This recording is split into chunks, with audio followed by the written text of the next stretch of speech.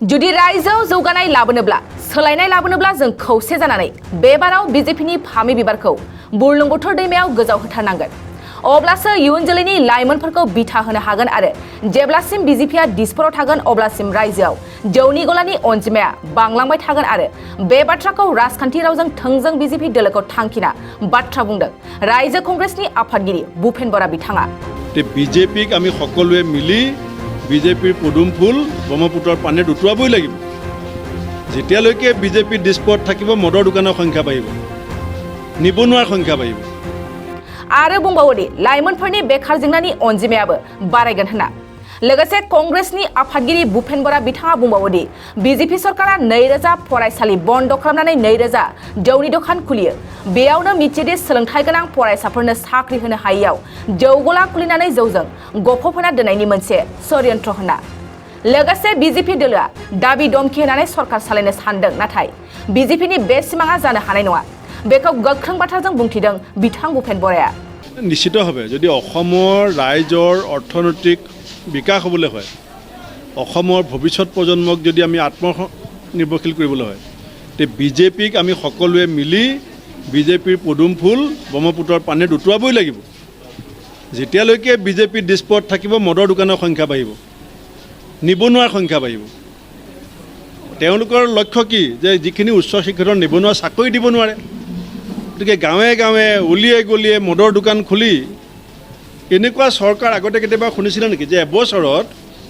2000 school বন্ধ হয় আৰু 2000খন মদৰ দোকান খোলা হয় আমি আগতে শুনিছিলোঁ স্কুল খোলে হিমন্ত বিশ্ব শৰ্মা চৰকাৰে 4000 স্কুল বন্ধ কৰিছে আৰু 2000 নতুন মদৰ দোকান খুলিছে এই চৰকাৰ অসমৰ মানুহে যদি বিদায় দিবৰ কাৰণে সংকল্প নলয় আমি বৰ্তমান যিসকল আছোঁ তেওঁলোক আমাৰতো ভৱিষ্যত বেয়াই আমাৰ ভৱিষ্যত প্ৰজন্মৰ ভৱিষ্যত তেওঁলোকে ধ্বংস কৰি থৈ যাব চাওক ভয় ভাবুকিৰে বিজেপিৰে অসম চলাম বুলি ভাবিছে এই ভয় ভাবুকি মণিপুৰত দেখাইছিলে তাৰ পৰিণতি আজি ভুগি আছে আজি 150 জন মানুহে প্ৰাণ আহুতি দিলে আজি 4টা দশকৰ পাছত যি ডিলিমিটেশ্যন হৈছে এই ডিলিমিটেশ্যনত বৰাক ভেলীৰ জনসংখ্যা বাঢ়িছে নে নাই 4 দশকত যদি বৰাক ভেলীত 15টা সমষ্টি আছিল আমি বহাব লাগে বুলি নকওঁ কেলে অসমত সমষ্টি বহা নাই কমালে কেনেকৈ মুখ্যমন্ত্ৰী প্ৰত্যেক সম্পত্তি নেকি তেওঁ মন গ'লে বহাই দিব মন গ'লে কমাই দিব শিৱসাগৰত সমষ্টি কেনেকৈ কমালে আদিবাসীসকলৰ সমষ্টি কেনেকৈ নিশ্চিহ্ন কৰিছে কোচসকলৰ ৰাভাসকলৰ সোণোৱালসকলৰ ঠেঙালসকলৰ তিৱাসকলৰ মটকসকলৰ মৰাণসকলক কেনেকৈ নিশেষ কৰাত ষড়যন্ত্ৰত লিপ্ত হৈছে এইটো যদি ভাবিছে যে পুলিচৰ ৰঙা চকু দেখি অসমৰ মানুহে ভয় কৰিব এইটো মুখ্যমন্ত্ৰীগৰাকীয়ে মূৰ্খৰ স্বৰ্গত বাস কৰিছে मोनसे गोजोनथाव खौरां 2023-24 सोलोंथाइ बोसोरनि थाखाय 11-12 थाखोनि गोदानै मुं थिसननाय लानानै फैदों बाक्सा जिल्लानि सालबारि बाजारनि साखाथियाव थानाय सेन्ट जेभियार्स इंलिश स्कुला देग्लाय बोसोरनिफ्राय सेन्ट जेभियार्स इंलिश स्कुलाव आर्ट्स आरो साइन्स आयदानि थाखाय गोदानै फरायसाफोरनि मुं थिसननाया दायो सोलिगासिनो बे फरायसालियाव मुं थिसननाया बेसेन नाङै जागोन आरो डेभेलपमेन्ट फिसा 1000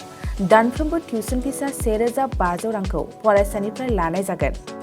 बेजों लोगोसेनो जायफोर फरायसाया मेट्रिकआव 90 जौखोन्दोनि बांसिन मोननाय आरो बिपिएल कार्ड थानाय फरायसाया बेसेन नाङा जासेनो मुं थिसननो हागोन बबेखानि 80 जौखोन्दोनिफ्राय बांसिन नम्बर लानानै उथ्रिनाय आरो